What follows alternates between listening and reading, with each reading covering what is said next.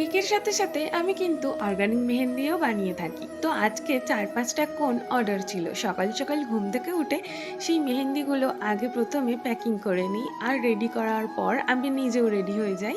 আর মায়ের সাথে একটু বেরিয়েছিলাম কাজে। তারপর বাড়ি ফিরে এসে দুপুরবেলা খাওয়া-দাওয়া করে এখন আমি রেডি হয়ে চলে যাচ্ছি বন্ধু-বান্ধবদের সাথে একটু দেখা করতে।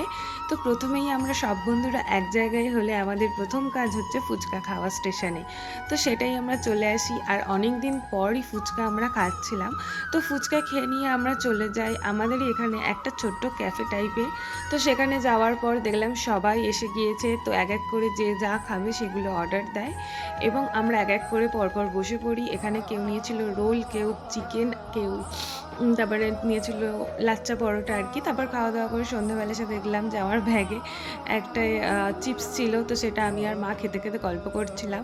তারপর নিচে যেতে না যেতে দেখলাম বোন পাস্তা করেছিল। এভাবেই আজকের দিনটা শেষ হয়ে গেল। টাটা!